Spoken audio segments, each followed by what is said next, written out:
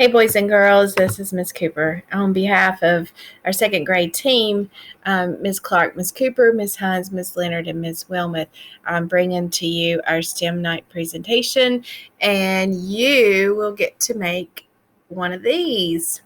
Your own structure using toothpicks, using Play-Doh, using a ruler to measure in inches and centimeters, and be creative.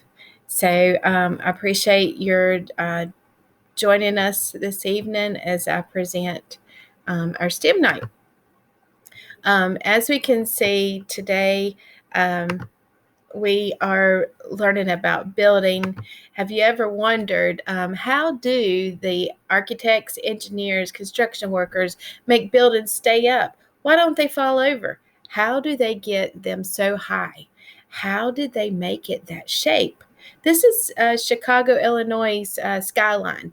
And as you can see, lots of different shapes of building, lots of different heights and widths, and some are flat, some are tall, some are wide, some are narrow. This one is in our own state. We have the Charlotte, North Carolina skyline. Why don't they fall over? How do they get them so high? How do they make that shape that we can often ask?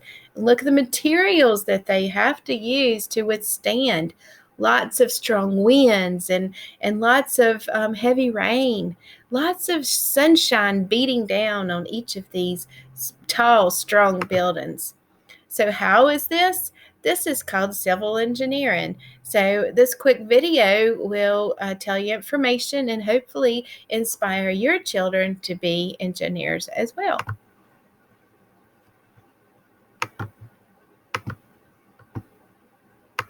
Hello, have you ever wondered what civil engineers do? Do you want to share civil engineering with people you know, especially children? National Engineers Week is coming up, and I wanted to share with you some of the things that civil engineers do. Civil engineers are women and men that design the world around us. They go to school to learn about math and physics, materials, construction, business, writing, and project development and design. They use these skills to improve our world. Civil engineers design and build roads to help us go places. Roads allow us to have food and other goods delivered to our homes and stores. Railroads are designed by engineers to carry cargo all across the country. People also ride the trains, and engineers design the stations where the people wait for their rides. They design systems to support buildings on soil. These systems are called foundations. Engineers design and build dams for water supply and flood control. Engineers design buildings and go out to construction sites to make sure the buildings are being built based on the design provided. Engineers design bridges to cross oceans, rivers, and canyons. Civil engineering is an exciting career and allows people to make a difference in the world they live in. Okay, hopefully this will inspire you to want to be an engineer one day. So our challenge is you're going to use these materials that are provided for you. You will have an information sheet, Play-Doh, a few toothpicks, and a ruler. Okay, and so you will be able to create a building, a bridge, or whatever you want, and to construct with these materials. So build your structure.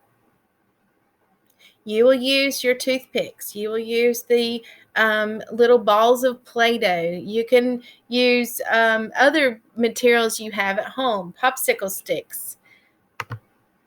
You might even have toilet paper rolls. You have ribbon, anything that inspires you to want to build. With help of your parents, you might even look on websites for such. So looking at your instructions again, you will build a tower. And if you can see,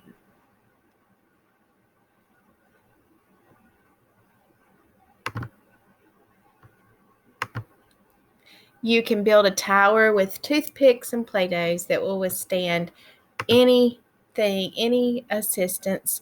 Only the toothpicks and the Play-Doh. Measure the tower using your ruler. Measure in inches and centimeters. Record your measurements. First, play the architect and draftsman's role of construction of a building by drawing up plans. Well, I know that one of the toothpicks is equal to right at 2 inches.